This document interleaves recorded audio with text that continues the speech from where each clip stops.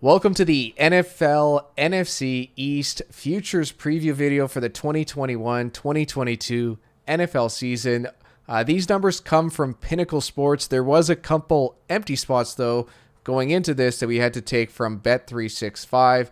All of these odds have been taken as of August 30th. We're going to start off by looking at the season win totals for the NFC East. Important thing to know, Fat Guy, from Pinnacle's odds, the average juice that you pay is minus 109 when betting a season win total, which translates to a 52.1% win percentage that you would have to be equal to or better than to break even or make money over the long term.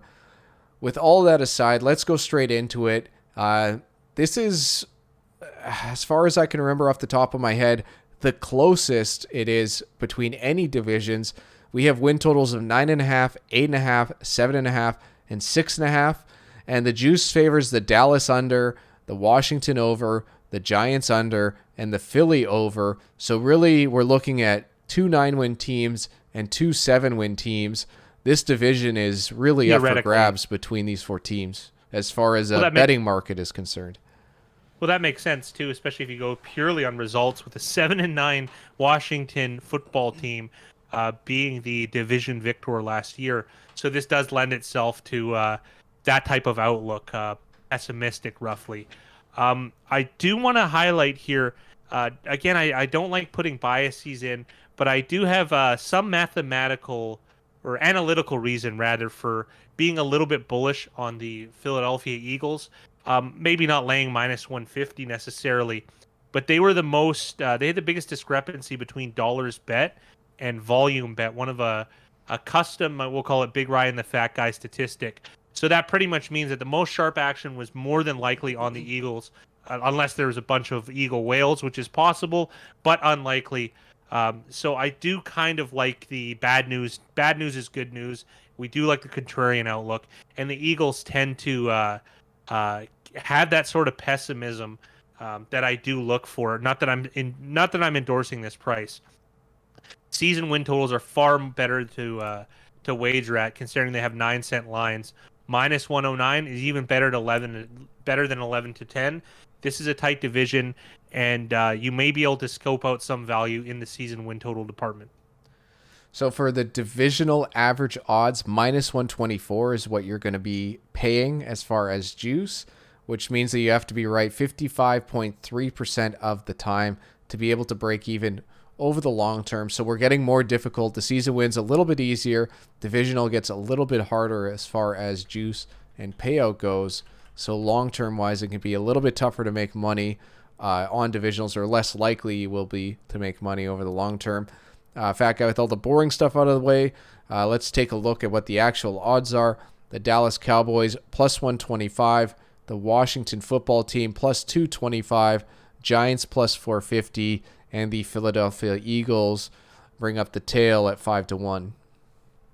Well, this is one of those interesting, and I keep saying this, look in the discount bin first, and it's 110.53%, so 10.53% juice splayed out over the 4 possible options, with the least amount on the Eagles. And this is one bet that I would actually entertain, because the low juice, because it's not spread out equally. It's top heavy. Dallas is they're generally they're America's team, even though they're Peyton Manning kind of stole that thunder for a moment as the quarterback of the Denver Broncos. But I think Dallas has regained most of that ire, and they have the highest juice of all of these options at over 4%, whereas the Philadelphia Eagles have just over a 1.5% juice on them. And I kind of like that. I'm going to pay the lowest juice, and in reality, it's that's where I want to look. Do I think the Eagles have better than a 1 in 5.2 chance, roughly, let's say? If the answer, 1 in 4.8. If the answer is yes, then I would think about making a wager there. So you want to look from the bottom up. And this one is kind of sticking out to me as a possibility to engage further. Onto the conference odds, where the Dallas Cowboys are slightly above 14-1, Washington 18-1, the Giants 42-1, and Philly pretty much at 40-1. So interesting to see that the conference odds are actually longer on the Giants, even though they had better season wins and divisional odds. Well, that might come down to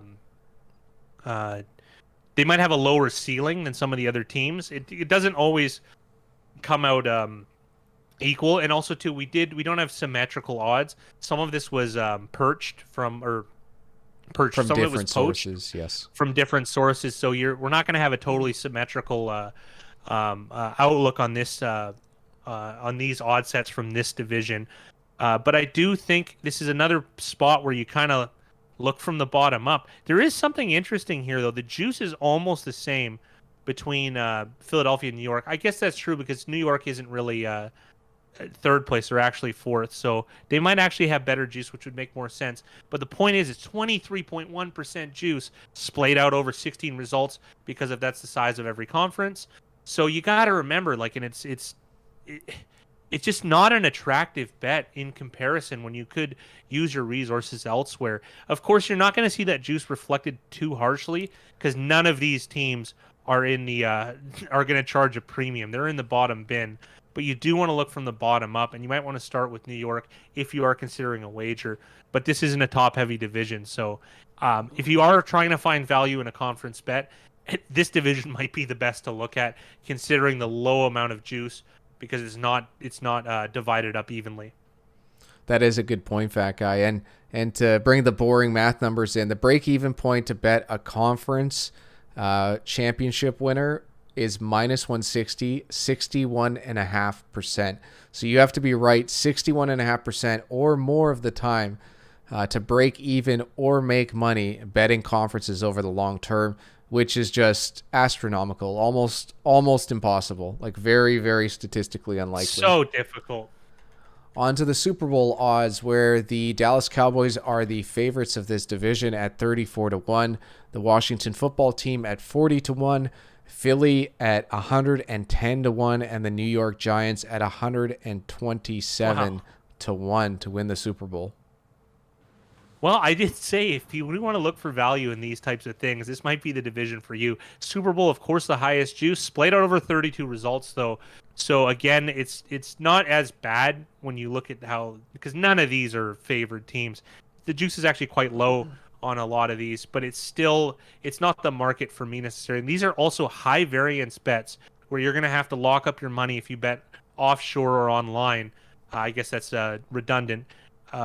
Considering that it's going to take from now until February to mature.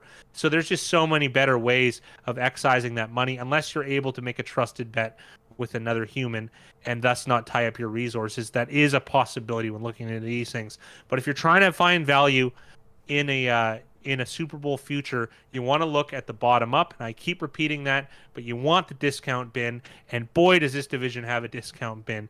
Very low juice, 0.18 on the Philadelphia Eagles, and what's that, 0.16 on the New York Giants. Very, very low. A little bit better a little bit more juice for the book on Dallas and Washington.